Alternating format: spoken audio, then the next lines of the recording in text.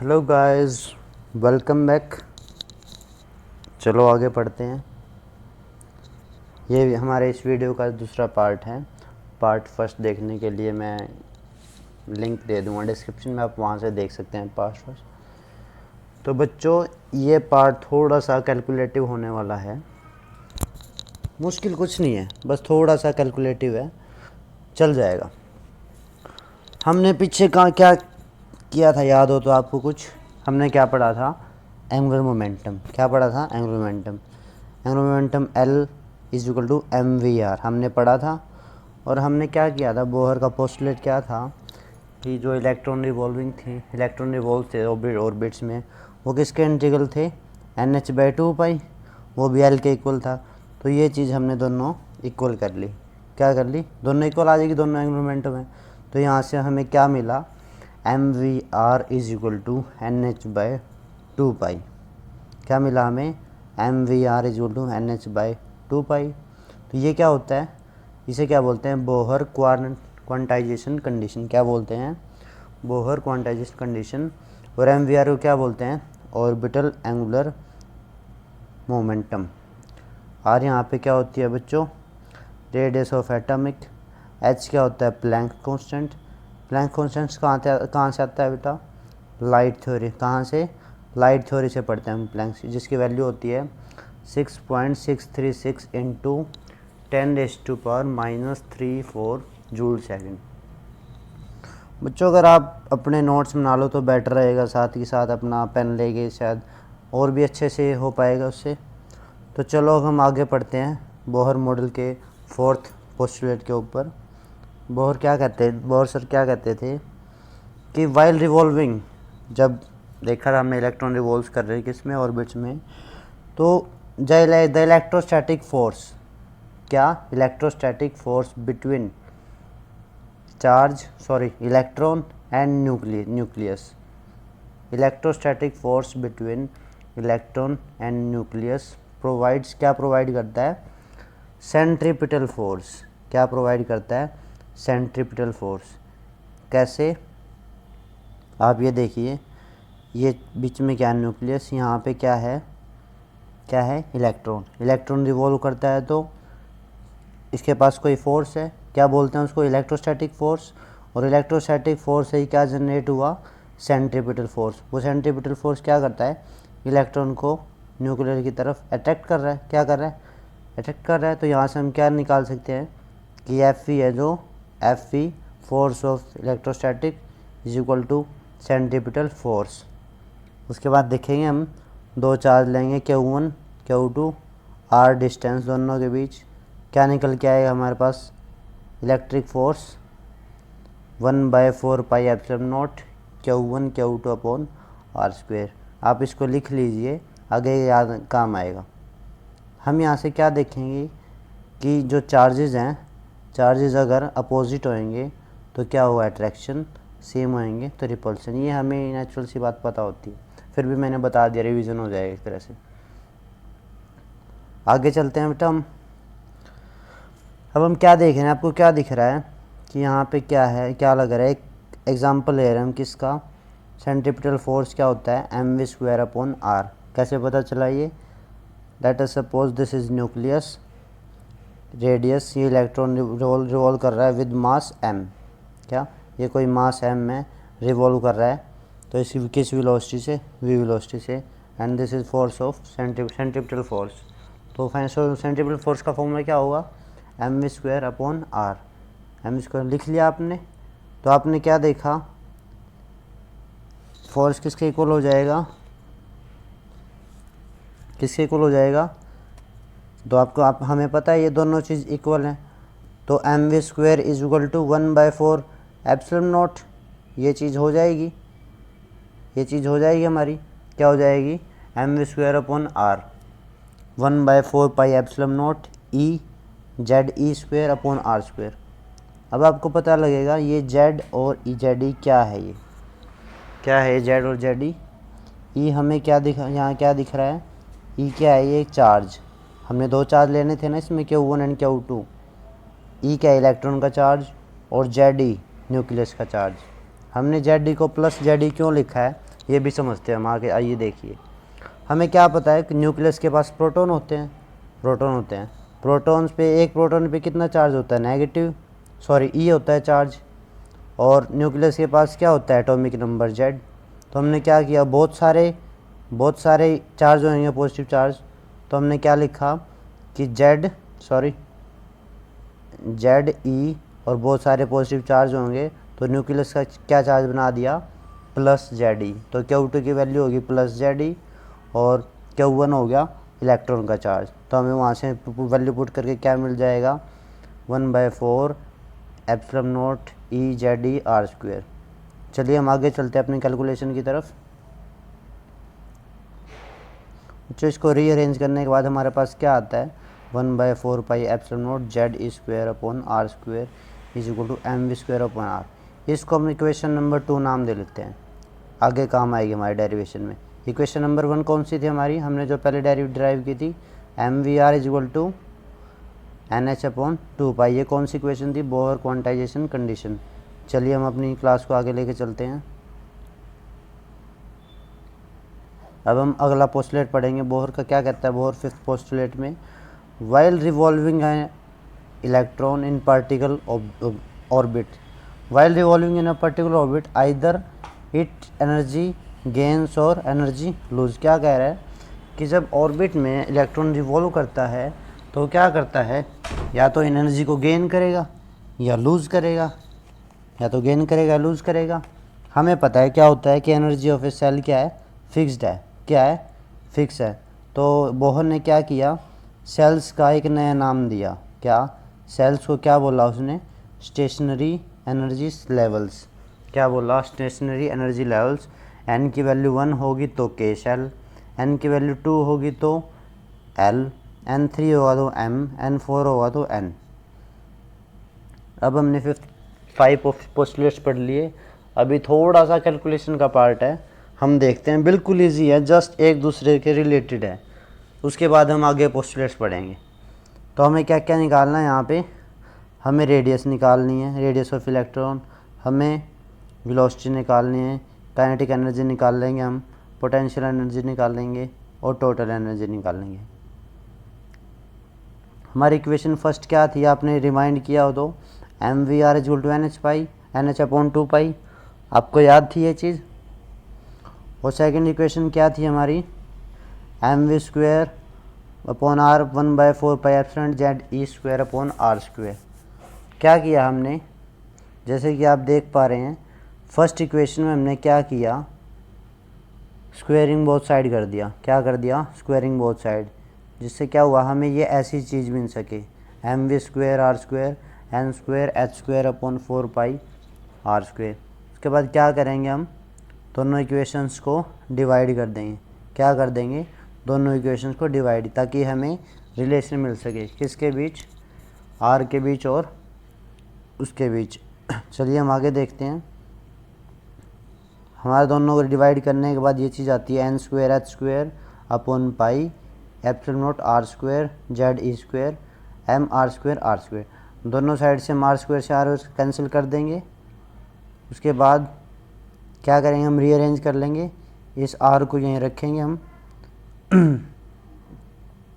M को नीचे divide में ले जाएंगे, तो हमारे पास इक्वेशन क्या बन जाएगी, R N is equal to H square epsilon naught pi M E square N square Z square. ये क्वांटिटी कांस्टेंट है। क्या है ये सारी क्वांटिटी कांस्टेंट है। H Planck's constant, epsilon naught permittivity of empty space, pi constant, mass, और E क्या है, चार्ज। क्या रहेगा अपने पास, N number of shell, Z क्या होता है, जेड एटॉमिक नंबर। तो यहाँ से हमारे पास क्या आ गया, आर एन की वैल्यू क्या आ गई, हमारे पास आर एन की value, r N is equal to radius of electron n square h square epsilon naught pi upon pi m z e square. अब ये हमें डेरिवेशन आ गया। मैं आपको डायरेक्ट शॉर्टकट भी बता सकता था बच्चों, पर जो कम्पिटिटिव एग्ज़ाम्स होते हैं जेई वगैरह मेंस वगैरह के, उनमें क्या होता है कि डेरिवेशन भी आ जाती है, या क्वेश्चंस थोड़े हाई लेवल के आते हैं। क्वेश्चंस हाई लेवल के आप डायरेक्ट क्रैम भी कर सकते हैं, पर आपको अगर याद रहेगा ये चीज़ ऐसे आई है, तो तो आप कभी भूल नहीं पाओगे। ये मैंने डायरेक्ट फॉर्मूला बता दिया शॉर्टकट। क्या किया हमने यहाँ पे, जो ये कांस्टेंट वैल्यू थी h square epsilon naught pi m square, इसकी वैल्यू है 0.53 into n square upon z Armstrong. यह आपके लिए शॉर्टकट है। क्या है ये? यह आपके लिए शॉर्टकट है। आप ये फॉर्मूला यूज़ करके डायरेक्ट न्यूमेरिकल सोल्व कर सकते हो। आपकी डायरेक्ट वैल्यू आ जाएगी। वहाँ पे आपको क्या पुट करना पड़ेगा, एन की वैल्यू, सपोज़ थर्ड शेल में निकालना है तो एन की वैल्यू 3 हो जाएगी। हीलियम का निकालना है, हाइड्रोजन का निकालना है, तो सपोज़ आप एग्जांपल लेके चलो कि क्या होगा, एन की वैल्यू आपने 1 ले ली, फर्स्ट शेल में निकालनी है, और किसके लिए ले ली, हाइड्रोजन के लिए। हाइड्रोजन के लिए एटॉमिक नंबर 1, तो वैल्यू क्या हो जाएगी आर की, यहाँ पे भी 1 पुट हो जाएगा और यहाँ पे भी, तो वैल्यू क्या हो जाएगी 0.53 आर्मस्ट्रॉन्ग। ऐसे ही आप N2 के लिए वैल्यू निकाल सकते हैं, किसी पे निकाल सकते हैं। बच्चों हमने यहाँ पे एक नोट दिया, आप ध्यान से पढ़ें। नोट क्या कहता है कि होल बोहर मॉडल, क्या होल बोहर मॉडल मतलब जो टोटली बोहर मॉडल है वो किस पे वैलिड है, किस पे वैलिड है, वैलिड ओनली सिंगल इलेक्ट्रॉन स्पीसी। क्या समझ रहे हैं आप सिंगल इलेक्ट्रॉन स्पीसी से? मैं आपको समझाता हूँ। मैंने एग्जांपल लिया, देखो जैसे कि हाइड्रोजन में 1 इलेक्ट्रॉन होता है, हमें पता है, तो हमने यहाँ पे वैल्यू पुट की और हमारे पास रेडियस की वैल्यू आ गई। पर जैसे ही हमने हीलियम का एग्जांपल लिया, इसका हीलियम का, उसके अंदर दो इलेक्ट्रॉन होते, क्या होते, 2 इलेक्ट्रॉन, तो वो बोहर मॉडल को सेटिस्फाई नहीं कर पाएगा। लेकिन हीलियम के ऊपर जैसे ही चार्ज आ जाएगा He पॉजिटिव, अब क्या करेगा, इसके पास 1 इलेक्ट्रॉन पेंडिंग रह जाएगा, 1 रह जाएगा, तो अब ये इसको सेटिस्फाई करेगा। ऐसे ही हम किसका एग्जांपल लेते हैं, लिथियम का। लिथियम एटम 3 इलेक्ट्रॉन है इसके पास, ये नहीं कर पाएगा सेटिस्फाई। पर Li++ इसके पास अब क्या रह जाएंगे, 2 इलेक्ट्रॉन चले जाएंगे, डोनेट कर देगा, 1 इलेक्ट्रॉन रह जाएगा। अब ये क्या करता है, इसको बोहर मॉडल को सेटिस्फाई करेगा। तो बेटा ये चीज़ ध्यान रखना, आप न्यूमेरिकल्स इसी चीज़ पे आते हैं। ये ऐसी चीज़ें आपको क्या कर देती हैं, पजल कर देती है आप, और आप न्यूमेरिकल छोड़ ही देते हो। आगे चलते हैं। अब हमने रेडियस ऑफ इलेक्ट्रॉन निकाल लिया, अब हम चलते हैं आगे वेलोसिटी की तरफ। कहाँ पे चलते हैं हम, वेलोसिटी की तरफ। हमें वो रिलेशन याद है कौन सा, बोहर क्वांटाइजेशन कंडीशन, याद है ना हमें। तो अभी हमें आर की वैल्यू निकाल ली है, क्या निकाल ली है, 0.53 एन स्क्वायर अपॉन जेड। क्या करेंगे हम, यहाँ पे आर की वैल्यू पुट कर देंगे। क्या करेंगे, आर की वैल्यू हम क्या करेंगे, पुट कर देंगे। तो आर की वैल्यू जैसे ही पुट की हमने, सिंप्लीफाई किया, mv n square h square epsilon naught upon pi m z e square is equal to NH pi. क्या करेंगे, n से n ख़त्म, एक h से एक h ख़त्म, पाई से पाई ख़त्म, m से m ख़त्म, हमारे पास क्या बचेगा रेजिड्यू, v वेलोसिटी किसके इक्वल आ जाएगी, जेड स्क्वायर, ये क्रॉस मल्टीप्लाई हो जाएगा, Z square upon 2h epsilon not n, किसके इक्वल आ जाएगी, 2h एप्सिलॉन नॉट n। अब क्या करेंगे, हम फिर से शॉर्टकट मेथड निकाल लेंगे। शॉर्टकट वैसे तो ये फॉर्मूला आ गया हमारे पास, इसको हम नोट कर लेते हैं साइड में। आप अपनी नोटबुक में Rn निकाला हमने, उसके नोट कर लो साइड में। और हमने क्या फॉर्मूला पहले यूज़ किया था, फोर्स ऑफ इलेक्ट्रोस्टैटिक फोर्स, और क्या किया था, सेंट्रीपिटल फोर्स, दोनों को नोट कर लो एक साइड में, ताकि आपको पजल ना हो पाए, आपकी ये चीज़ कैसे कोरिलेट हो रखी हैं कुछ चीज़ें, आप वो चीज़ देख पाओ। और हमने बोहर क्वांटाइजेशन कंडीशन निकाली थी, mvr इक्वल टू NH/2 आप वो चीज़ देख सकते हो। हमें यहाँ से क्या किया, E square upon 2h epsilon naught constant है, तो हमने क्या किया, इसकी वैल्यू निकाली 2.18। अब ये क्या आ गया हमारे पास, शॉर्टकट। यहाँ से हम फिर से क्या कर सकते हैं, इनको यूज़ कर सकते हैं, किस में, न्यूमेरिकल्स में। जैसे वही एग्जांपल ले लेते हैं हम कि हाइड्रोजन का atomic number 1 and then number of electron भी 1, तो वैल्यू क्या आ जाएगी 2.18। तो हमने क्या निकाल रखी है ये साइड में, speed of electron in first orbit. मैं बताया था ना, फर्स्ट ऑर्बिट मीन्स n की वैल्यू 1 फर्स्ट ऑर्बिट, और किसके लिए निकाल दी, हाइड्रोजन के लिए। हाइड्रोजन का एटॉमिक नंबर 1, तो हमने क्या किया, इसकी वैल्यू क्या आई, v1 V1 is equal to V1 क्यों आया, क्योंकि यहाँ पे हमने Vn लिया है तो n के ऊपर डिपेंड करेगी। तो V1 is equal to 2.18 into 10⁻6 metre per second. आपको पता है वेलोसिटी की यूनिट क्या होती है, मीटर पर सेकेंड। तो यहाँ तक बच्चों समझ आया। यहाँ तक हम क्या क्या एक बार रिवाइंड करते हैं, क्या क्या चीज़ हमने पढ़ी है। हमने पहले क्या डिड्यूस किया, हमने बोहर क्वांटाइजेशन कंडीशन की, वहाँ से हमने क्या किया, फिर उसके बाद फोर्स निकाला। क्या देखा अगले पोस्टुलेट में, कौन कौन सा फोर्स, इलेक्ट्रोस्टैटिक फोर्स और सेंट्रीपिटल फोर्स, दोनों को इक्वल पुट करके हमने एक रिलेशन निकाला। उसके बाद हमने क्या किया, दोनों को इक्वल पुट करके हमें रेडियस की वैल्यू में निकल गई। रेडियस की वैल्यू को हमने किस में पुट किया, याद करो आप किस में पुट किया, क्या निकाला हमने उससे, हमने निकाल ली वेलोसिटी। क्या निकाल ली हमने, वेलोसिटी। यहाँ तक आ गया। अब हम आगे चलते हैं। हमने दो चीज़ें निकाल ली हैं, रेडियस और वेलोसिटी। अब हम आगे चलते हैं। अब हम चलते हैं एनर्जी की तरफ। किसके पास, एनर्जी ऑफ शेल, एनर्जी की तरफ चलते हैं हम। क्या एनर्जी, अब हमें पता है ये क्या है, न्यूक्लियस। क्या है, न्यूक्लियस। ये इलेक्ट्रॉन है, इलेक्ट्रॉन रिवॉल्व कर रहा है। इलेक्ट्रॉन रिवॉल्व कर रहा है, इसका मतलब ये कोई काइनेटिक एनर्जी प्रोसेस करता होगा। ऑब्वियसली बात है, कोई चीज़ रिवॉल्व करे तो वो काइनेटिक एनर्जी प्रोसेस करेगी। तो हमने क्या देखा, ये काइनेटिक एनर्जी प्रोसेस करता है। हमें एक चीज़ और पता है कि ये क्या है, पॉजिटिव चार्ज, ये क्या है, नेगेटिव चार्ज। इन दोनों के बीच में कोई पोटेंशियल एनर्जी होगी। आप याद कीजिए, ज़रूरी नहीं किसी हाइट पे, जैसे फॉर्मूला पढ़ा है हमने mgh का पोटेंशियल एनर्जी का, कि हाइट के अकॉर्डिंग ही पोटेंशियल एनर्जी होती है, ऐसी कुछ नहीं है।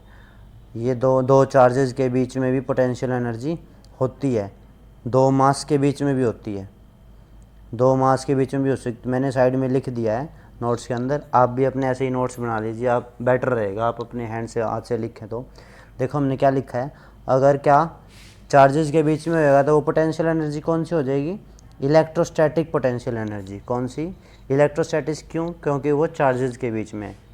और जब मास के बीच में हो जाएगी तो उसको क्या बोलेंगे, ग्रेविटेशनल पोटेंशियल एनर्जी। तो समझ आया आपको कैसे होएगी। तो हम चलते हैं अब आगे। हमें पता है काइनेटिक एनर्जी का फॉर्मूला क्या होता है, हाफ mv²। हमें पीछे से डिड्यूस किया था, v की वैल्यू क्या थी, ze² upon 2h epsilon n। आपको पता है यहाँ पे क्या क्या है, चार्ज है, h Planck's constant, e positive, वो n क्या है हमारा नंबर ऑफ शेल। तो क्या किया हमने, ये v की वैल्यू यहाँ पे पुट कर दी। बच्चों घबराना मत, थोड़ी सी कैलकुलेशन है, कोई ज़्यादा नहीं, इतनी बड़ी भी नहीं है, जस्ट एक दूसरे के ऊपर डिपेंड कर रही है। पिछली चीज़ याद रहेगी तो अगली हो जाएगी, ये चीज़ है। और आप इसको 2-3 बार प्रैक्टिस करना, कुछ भी नहीं, बहुत ईजी है। हमने क्या किया, v की वैल्यू पुट की। जैसे ही v की वैल्यू पुट की उसके बाद सिंप्लीफाई किया, होल स्क्वायर ओपन कर दिया, तो क्या हुआ, m² z² e² upon 4h² एप्सिलॉन0² n²। उसके बाद क्या किया हमने, 4 को 2 से मल्टीप्लाई करके क्या आ गया हमारे पास, 1/8 m z² e² h² एप्सिलॉन0² n²। ये चीज़ आ गई हमारे पास। अब हमें फिर से शॉर्टकट निकालना है, शॉर्टकट निकालना है, ये हमने डिड्यूस किया। अब हम क्या करेंगे, ये वैल्यू क्या है, कांस्टेंट है। फिर से हमारे पास क्या बच गया, z² अपॉन n²। इस कांस्टेंट की वैल्यू क्या होगी, 13.6। क्या होगी, 13.6 z² n²। आप एक चीज़ ध्यान दें, यहाँ पे काइनेटिक एनर्जी की यूनिट क्या लेंगे हम, इलेक्ट्रॉन वोल्ट। आपको पता है एनर्जी है, और ये KEN, ऐसे ही हम निकाल लेंगे। अब kinetic energy of first shell, n की वैल्यू पुट करके, n की वैल्यू 1 पुट करी तो फर्स्ट शेल के लिए हो जाएगी, n की 2 पुट करी सेकंड शेल के लिए, 3 पुट करी तो थर्ड के लिए। ऐसे हम काइनेटिक एनर्जी निकाल लेंगे हर शेल की। अब चलते हैं बच्चों हम पोटेंशियल एनर्जी की तरफ। किसकी तरफ, पोटेंशियल एनर्जी की तरफ। मैंने बताया था आपको क्या, कि दो चार्जेस के बीच में पोटेंशियल एनर्जी होगी। तो हमने क्या लिया, एक Q1 चार्ज ले लिया, एक Q2, दो चार्ज ले लिया, उनके बीच का डिस्टेंस क्या ले लिया, r। आगे चलते हम, हमें पोटेंशियल एनर्जी का फॉर्मूला क्या है, ये फोर्स के रिस्पेक्ट में याद होगा आपको, 1/4 एप्सिलॉन0 Q1 Q2 अपॉन r। आप एक चीज़ याद रखिए, जो हम पोटेंशियल एनर्जी में चार्ज लेंगे वो साइन के साथ लेंगे। किसके साथ, साइन के साथ। जैसे कि Q1 नेगेटिव है, ऐसे नहीं पता लगाएंगे हम, जैसे Q1 Q1 हमने क्या ले लिया, E, और ZE क्या है, न्यूक्लियस का चार्ज। तो हमने क्या देखा, जो इलेक्ट्रॉन का चार्ज है वो नेगेटिव होता है और ये पॉजिटिव होता है। तो हम यहाँ पे हर इक्वेशन में आगे नेगेटिव लगा के चलेंगे। क्या लगा के चलेंगे, आप अपनी कॉपी में करेक्ट कर लेना इसको। मुझे समझाना था, मैंने इसलिए नहीं लिखा। अगर मैं लिख फिर मुझे समझाना था इसलिए मैंने लिखा नहीं है। आप अपने नोट्स में इसे करेक्ट कर लेना, माइनस लगा लेना। पोटेंशियल एनर्जी के साथ चार्जेस के साइन हम लेके चलते हैं। तो चलिए हम आगे चलते हैं। मैंने नेक्स्ट पेज पे लिखा भी है, नेक्स्ट फाइल में। ये देखिए कि इलेक्ट्रॉन का चार्ज हम नेगेटिव लेके चलते हैं। हमने क्या किया, फिर यहाँ पे क्या किया, हमें यहाँ पे क्या दिख रहा है, आर, हमें आर दिखा है ना।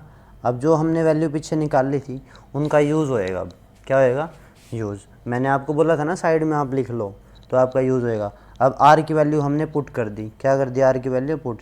जैसे ही हमने आर की वैल्यू पुट की, क्या हो गया, पोटेंशियल एनर्जी किसके इक्वल होगी, 1/4 एप्सिलॉन नॉट ZE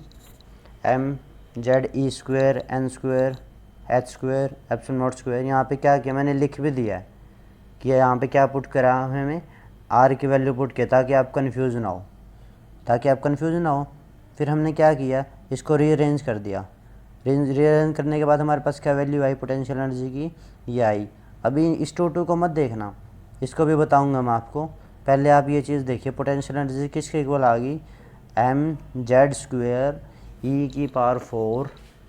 4 कैसे हुई आपको दिख ही रहा है, e⁴ एप्सिलॉन नॉट स्क्वायर भी होगा। एप्सिलॉन नॉट एक आर का था, एक बाहर पड़ा था, तो epsilon not square H square N square.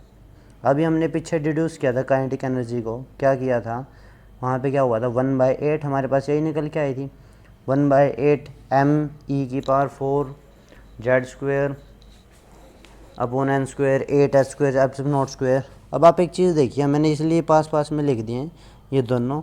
आपको कोई चीज़ दिख रही है इसमें जो मतलब मैचिंग हो, कोई चीज़, क्या डिफरेंस है, इसमें 4 है, इसमें 8 है, दिख रहा है ना आपको, क्या इसमें 4 है, इसमें 8 है। और हमें ये पता है जो है काइनेटिक एनर्जी में कांस्टेंट की वैल्यू कितनी थी, 13.6, कितनी थी, 13.6। तो हमने क्या किया, इसलिए मैंने क्या किया, 2 से डिवाइड किया, 2 से मल्टीप्लाई किया, ताकि ये चीज़ हमारी दोबारा से क्या बन जाए, 1/8 mz square E⁴ upon epsilon not square H square N square, ये चीज़ हमारी बन जाए, ताकि हमें दोबारा से क्या मिल जाए, 13.6 हम वैल्यू यूज़ कर सकें। तो क्या किया हमने, नीचे वाला 2 इसके साथ चला गया, ऊपर वाला 2 पेंडिंग रह गया। देखो मैंने यहाँ पे आके लिखा था चार्ज, क्या लास्ट में आके लिखा था, आप यहाँ पीछे से ही लेके चलें, कहाँ से, आप पीछे से ही लेके चलें चार्ज, जो कि हमें पोटेंशियल एनर्जी चार्ज लेके चलना है। तो मैंने क्या दिखाया यहाँ पे कि क्या वैल्यू है हमारे पास पोटेंशियल एनर्जी की, -2 × 13.6 कॉन्स्टेंट्स की value Z square upon N square. तो हमारे पास पोटेंशियल एनर्जी आ गई, ये हमारी काइनेटिक एनर्जी। अब हम टोटल एनर्जी निकालेंगे। टोटल एनर्जी क्या होगा, kinetic energy plus potential energy. तो क्या किया हमने, kinetic energy plus potential energy को ऐड कर दिया।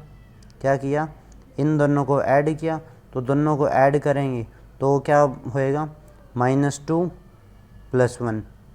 सपोज़ हमें इन दोनों, ये जो दोनों ऐड करनी है तो दोनों चीज़ सेम है, ये -2 है, ये +1 है, तो माइनस की एक वैल्यू पेंडिंग रह जाएगी। तो माइनस की 13.6 × Z square N square electron volt. तो हमारे पास टोटल एनर्जी क्या आई। अब आप एक चीज़ नोट कीजिए, एनर्जी किस में आई है हमारी, नेगेटिव में।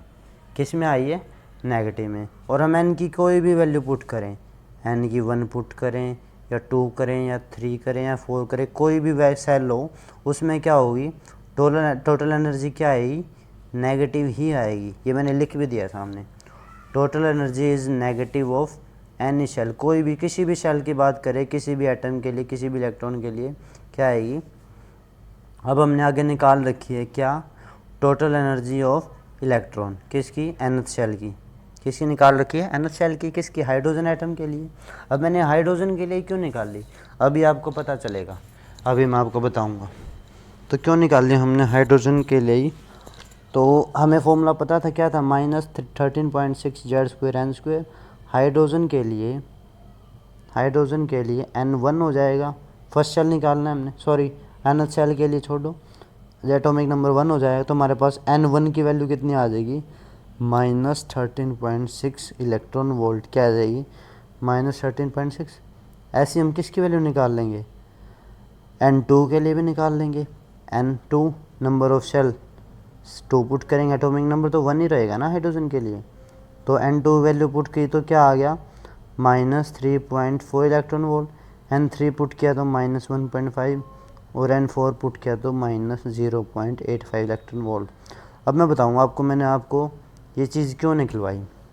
आप इसको अपनी नोटबुक में लिख लीजिए सॉरी, आप इसको याद लर्न कर लीजिए निकाल के, क्योंकि ये क्या होता है डायरेक्ट कॉम्पिटिटिव एग्ज़ाम्स में पूछ ली जाती है। क्या ये सभी वैल्यूज़ डायरेक्ट कॉम्पिटिटिव एग्ज़ाम्स में पूछ ली जाती है कि बताओ कौन सी हाइड्रोजन की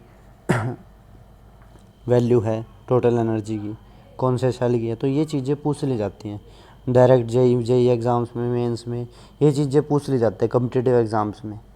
बेटर रहेगा कोई भी चीज़ लिख लो इसको आप और उसको याद कर लेना, और क्राइम करने की भी ज़रूरत नहीं है। आपको फॉर्मूला पता है, क्या फॉर्मूला पता है टोटल एनर्जी का सॉरी -13.6 जेड करो, आप किसी चीज़ का भी निकाल सकते हो, बस वैसे ये डायरेक्ट पूछ ली जाती है ना हाइड्रोजन की, इसलिए मैंने आपको ये लिखवा दी है, पहले आप नोट कर लीजिएगा। चलिए आगे चलते हैं हम। अब हम चलते हैं कि इतनी चीज़ हमने पढ़ ली, तो माइंड में थोड़ी सी पिक्चर चलो बनाते हैं, ये क्या चीज़ थी, कैसे था, क्या था, इमेजिन करते हैं। क्या कि मान लो न्यूक्लियस है, न्यूक्लियस की हमने क्या बना दी, 4 शेल्स बना दी। अब हमने क्या देखा, हम हाइड्रोजन एटम के लिए बता रहे हैं, क्या बता रहे हैं कि देखो फर्स्ट सेल में हमारी एनर्जी कितनी थी, -13.6 इलेक्ट्रॉन वोल्ट वो हमने लिख ली। सेकंड सेल में -3.4 इलेक्ट्रॉन वोल्ट, थर्ड सेल में -1.5 इलेक्ट्रॉन वोल्ट और फोर्थ सेल में -0 इलेक्ट्रॉन वोल्ट। आप देखिए जैसे जैसे हम दूर बढ़ रहे हैं क्या हो रही है, इलेक्ट्रॉन की जो एनर्जी है वो इंक्रीज़ हो रही है। क्या हो रही है, इंक्रीज़ हो रही है। कैसे इंक्रीज़ हो रही है, क्योंकि जैसे जैसे माइनस की वैल्यू छोटी होएगी तो वैल्यू बढ़ती जाती है, जैसे जैसे माइनस की वैल्यू बड़ी होएगी वो छोटी होती जाती है। तो क्या कर रही है, वैल्यू बढ़ रही है। अब हमने देखा तो क्या कि मिनिमम वैल्यू क्या होगी एनर्जी की, -13.6 क्या होएगी, -13.6 मिनिमम वैल्यू। और आपसे कोई मैक्सिमम पूछे तो मैक्सिमम क्या होगा, जो हमारा फॉर्मूला था मैक्सिमम, उसमें क्या होगा, n को हम जैसे ही इन्फिनिटी टेंड करा देंगे, क्या n को जैसे ही हम इन्फिनिटी टेंड करा देंगे तो 1/n था वहाँ पे, तो क्या हो जाएगा, 0 हो जाएगा, मतलब टोटल एनर्जी हमारी 0 हो जाएगी।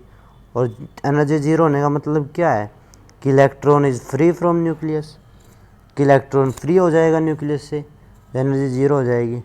तो इसका मतलब वहाँ पे क्या हो जाएगी, आयनाइजेशन हो जाएगी। Ionization has occurred. आयनाइजेशन का मीनिंग क्या होता है कि इलेक्ट्रॉन को उतनी एनर्जी मिल जाए कि वो क्या हो जाए, फ्री हो जाए। तो क्या होता है, आयनाइजेशन एनर्जी होती है, आयनाइजेशन अकर्ड होगी वहाँ पे। हमने देखा भी ये चीज़ें।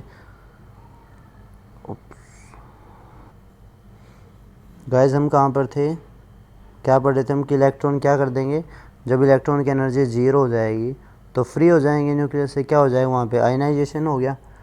तो हमने ये सब चीज़ें उनके लिए पढ़ी, कैसे रेडियस होती है, कैसे वेलोसिटी निकाल लेंगे हम उसकी, कैसे हमें टोटल एनर्जी का पता लगेगा। वो सारी चीज़ हमने किस लिए की, हमने यही स्टडी करना था कि एनर्जी के लिए, कि इलेक्ट्रॉन की एनर्जी कैसे होती है, कैसे इलेक्ट्रॉन बाहर जाते हैं, कैसे जंप करते हैं, कैसे क्या कुछ होते हैं। अभी हम अब आगे पढ़ेंगे हम। लास्ट पोस्टुलेट रहता है हमारा बोहर का, और ये लास्ट में इसलिए पढ़ाया मैंने आपको ताकि आप उसको कोरिलेट कर सको। चलिए हम अपने लास्ट पोस्टुलेट की तरफ बढ़ते हैं। लास्ट पोस्टुलेट क्या कहता है, ध्यान से पढ़ो, इलेक्ट्रॉन कैन एक्सेप्ट एनर्जी। अभी बोहर जी भी क्या है, 5th पोस्टुलेट में क्या कह रहे थे और 6th पोस्टुलेट में क्या कह रहे हैं, ये खुद का ये अपोजिट चल रहे हैं। पता नहीं सर ने क्या किया था क्या नहीं, चलो हमें तो पढ़ना है, कोई नहीं। क्या कहते हैं, electron can accept energy. Electron क्या करेगा, एनर्जी को एक्सेप्ट करेगा। एंड क्या कह रहा, कैन लूज एनर्जी। ये क्या बात हुई भाई कि इलेक्ट्रॉन एनर्जी को एक्सेप्ट भी करेगा और लूज भी करेगा। ये पढ़ा ना हमने। तो किसके ऊपर, वो कैसे पता चलेगा, वो कुछ कंडीशंस होंगे, क्या सर्टेन कंडीशन होंगे जिस पे क्या करेगा, इलेक्ट्रॉन एनर्जी को एक्सेप्ट भी करेगा और लूज़ भी करेगा। और यही एक ऐसा पोस्टुलेट था जो क्या था, सक्सेसफुल पॉइंट था इसके पीछे, किसके पीछे, बोहर मॉडल के पीछे। बोहर मॉडल की सक्सेसफुल पॉइंट यही था, क्योंकि रदरफोर्ड तो फेल हो गया था ये चीज़ बताने में। तो बोहर जी ने क्या किया, क्या कंडीशन लगाई कि if an electron accept an energy, क्या अगर इलेक्ट्रॉन एक्सेप्ट करेगा एनर्जी को, तो वो जंप चला जाएगा हायर एनर्जी में। क्या बोला इन्होंने, एक बार दोबारा सुनिए आप, क्या बोला, if an electron accept an energy, अगर एनर्जी को एक्सेप्ट करेगा तो वो एनर्जी ले लेगा और जंप्स किस में चला जाएगा, हाई एनर्जी में जंप कर जाएगा। अगर वो क्या करेगा, अगर एनर्जी लेगा तो क्या करेगा, जंप चला जाएगा। और उसको क्या बोल लेंगे, एक्साइटेशन ऑफ इलेक्ट्रॉन। क्या हो गया, एक्साइटेशन ऑफ इलेक्ट्रॉन। देखो कोई नई चीज़ आ गई ना अब निकल के।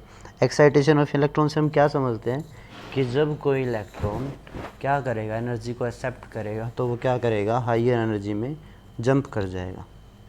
अगर वो लूज़ करेगा एनर्जी को, क्या करेगा, अगर वो लूज़ करेगा तो recede backs to the lower energy level, मतलब वो पीछे चला जाएगा। तो उसको क्या बोल देंगे, डी एक्साइटेशन ऑफ इलेक्ट्रॉन। क्या बोल देंगे, डी एक्साइटेशन ऑफ इलेक्ट्रॉन। अब हम ये चीज़ समझेंगे कि कैसे एनर्जी लेता है, कैसे एक्सेप्ट करता है और कैसे नहीं करता, कैसे जंप करता है और कैसे नहीं करता। हमने ऊपर फिगर बनाई थी, क्या बनाई थी आप देखिए, मैं इस फिगर के ज़रिए आपको समझाता हूँ कि कैसे एनर्जी करता है। लेके चलते हैं एग्जांपल फर्स्ट से। फर्स्ट एनर्जी की सेल कितनी है, -13.6 इलेक्ट्रॉन वोल्ट। अब क्या किया, मैंने लिख रखा है साइड में, आप देख सकते हैं। क्या किया मैंने, 9 इलेक्ट्रॉन वोल्ट की एनर्जी से बाहर से दे दी। क्या दी मैंने, 9 इलेक्ट्रॉन वोल्ट की बाहर से दे दी। क्या किया हमने, -13.6 तो थी, 9 हमने बाहर से दे दी, तो ऐड करेंगे तो क्या हो जाएगी, कितनी वैल्यू आएगी, 4.6 इलेक्ट्रॉन वोल्ट। मतलब अब उसके पास कितनी एनर्जी है, 4.6 इलेक्ट्रॉन वोल्ट। पर क्या करेगा, यहाँ पे कहीं आपको कोई ग्रुप दिख रहा है 4.6 का, तो वो क्या करेगा, इलेक्ट्रॉन इसको एक्सेप्ट ही नहीं करेगा, 9 इलेक्ट्रॉन वोल्ट की एनर्जी को एक्सेप्ट ही नहीं करेगा, क्योंकि क्या उसके बाद वो कोई जा ही नहीं रहा उसमें किसी भी इनमें से। तो क्या करेंगे, 4.6 में तो ये करेगा ही नहीं, तो कोई गेन ही नहीं करेगा एनर्जी। क्यों नहीं करेगा गेन, अगर उसने, क्योंकि वहाँ पे कोई है ही नहीं, जहाँ पे वो जा सके वो वहाँ हो जाएगा फ्रीली कहीं भी कोई, क्योंकि यहाँ पे एक पाथ दे रखा है ना, फिक्स पाथ। यही चीज़ तो बोहर ने डिफ़ाइन की थी कि हर चीज़ का एक फिक्स पार्ट रहेगा, फिक्स ऑर्बिट रहेगा, फिक्स एनर्जी रहेगी। याद है हमने सबसे पहले थर्ड पोस्टुलेट में पढ़ा था, fix energy, fix velocity and fix circuit. तो यही चीज़ बात कर रहे हैं यहाँ पे, फिक्स एनर्जी में ही जाएगा वो। अब दूसरा एग्जांपल लेते हैं हम, हमें मान लो उसे क्या दिया, 10.2, क्या -13.6 में हमें क्या दे दी, 10.2 से एनर्जी दे दी बाहर से, क्या दे दी बाहर से, तो कितनी एनर्जी आ गई, -3.4। अब क्या हुआ, इसे -3.4 एनर्जी मिल जाएगी, तो ये क्या करेगा, फर्स्ट सेल से सेकंड सेल में जंप कर जाएगा। क्यों, क्योंकि 3.4 इलेक्ट्रॉन का एक सेल है और उसकी एनर्जी है, तो क्या करेगा, जंप कर जाएगा। और उसमें जंप क्यों नहीं किया, क्योंकि 4.6 का कोई ग्रुप था ही नहीं, मतलब कोई फिक्स थी ही नहीं ऑर्बिट जिसमें जंप कर जाता। अब इसे क्या मिल गया, सेम एनर्जी लेवल का कोई ऑर्बिट मिल गया, तो क्या करेगा, फर्स्ट में से सेकंड जंप कर जाए। तो ऐसे जंप करता है। समझ आया आपको, आप 2-3 बार इस वीडियो को देखेंगे तो आपको बहुत अच्छे से समझ में आएगा। मैंने आपको इतने अच्छे से समझाया जैसे जेई मेंस की तरह, आपके एग्जांपल आएंगे, शॉर्टकट बताएं आपको, तो हमें पता लग गया कि कैसे एनर्जी, कैसे जंप करता है इलेक्ट्रॉन, कैसे नहीं। दोबारा बता देता हूँ आपको एक बार, जब हमने क्या एग्जांपल लिया था, 9 इलेक्ट्रॉन वोल्ट एनर्जी ली थी, तो उसकी वैल्यू कितनी आ गई थी, -3 फर्स्ट एनर्जी सेल के लिए 4.6 का हमें कोई यहाँ कोई ग्रुप दिख ही नहीं रहा, कोई ऑर्बिट, तो वो उसको एक्सेप्ट ही नहीं करे, इसलिए कोई गेन ही नहीं होएगा एनर्जी। मैंने लिख भी रखा है साइड में नो गेन, यहाँ पे लिख रखा है नो गेन, तो कोई एनर्जी गेन नहीं होएगी। उसके बाद हमने क्या देखा कि हमने एनर्जी दी 10.2 इलेक्ट्रॉन वोल्ट, क्या दी 10.2 इलेक्ट्रॉन, हमें क्या मिल गया -3.4। इसका मतलब इस ग्रुप में आ जाएगी, तो वो क्या करेगा फर्स्ट सेल को छोड़ के सेकंड में क्या कर जाएगा, जंप कर जाएगा। तो ऐसे जंप करेगा। तो हमने एक चीज़ स्टैंडर्ड बना लिया इस चीज़ के लिए, मैंने नीचे लिख रखा है, आपको दिख रहा होगा, मैं जूम कर लेता हूँ। आप देखिए ये क्या लिखा हुआ है, E1 plus delta energy. E1 क्या है, फर्स्ट एनर्जी की सेल,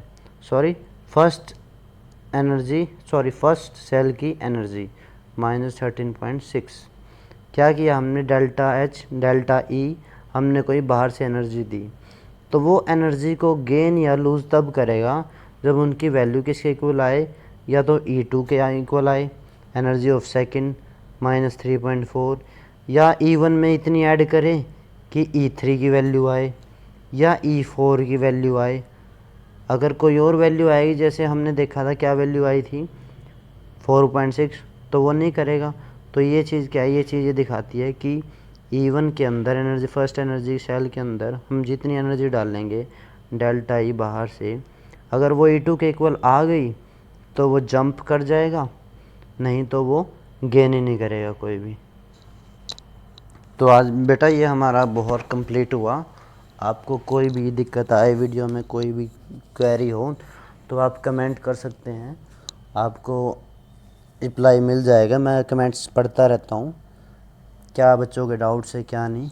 तो हमारा बहुत कंप्लीट हो चुका है। ये हमारी वीडियो का पार्ट सेकंड था। पार्ट फर्स्ट का मैं लिंक डिस्क्रिप्शन में दे दूँगा, आप वहाँ से देख सकते हैं part first. Thank you, have a nice day. Video अच्छी लगी हो तो लाइक एंड शेयर ज़रूर कीजिए और चैनल को सब्सक्राइब कीजिए।